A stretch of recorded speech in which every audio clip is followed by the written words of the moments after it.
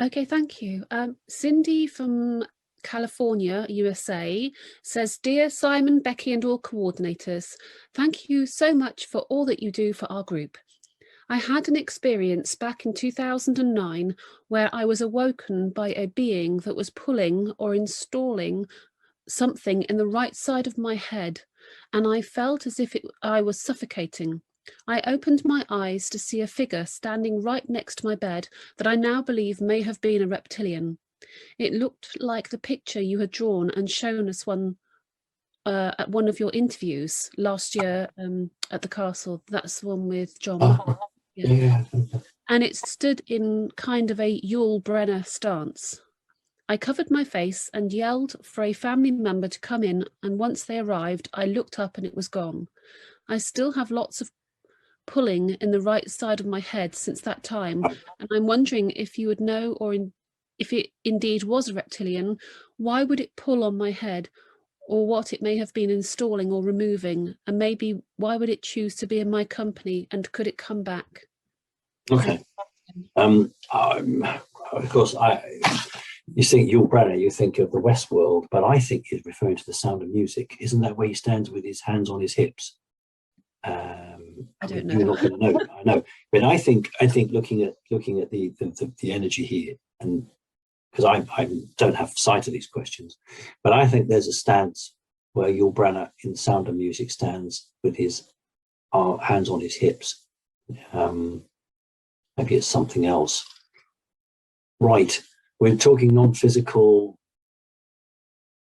implantation of your brain. If it's still hurting now, it wasn't taken out, it was put in. So it's still troubling you now, it must still be there. Not usually reptilians doing that. They don't usually do that. They have others do it for them, usually greys.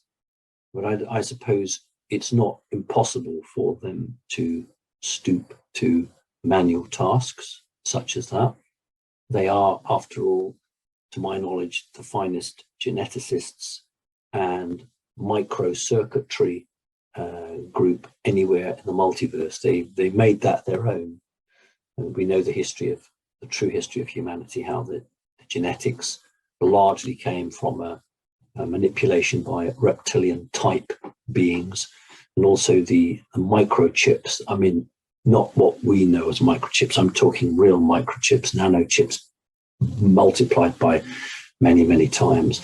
This race, superbly clever at doing that, spiritually useless, unfortunately, spiritually empty, but technologically hugely advanced. So let that be a warning to the human race. Don't allow your technical expertise to outstrip your spiritual understanding. I've always said that, to me, the human race was a group of 5-year-old kids in the kindergarten all playing with loaded guns. And the reptilians took that to a much further stage. So without having a proper chat with you and asking you the right questions and having a quick look at that part of the energy field of your head, I can't go any further than that. You're not dead, so clearly it wasn't designed to kill you. It could be anything. It won't be monitoring.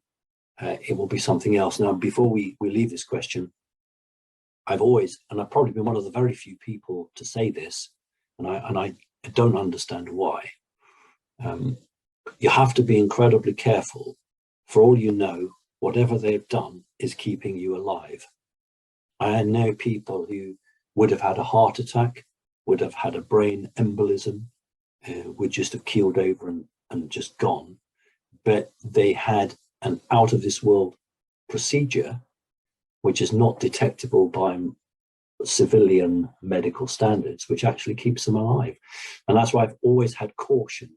If someone has an implant, I've always said, don't just go out and have it taken out.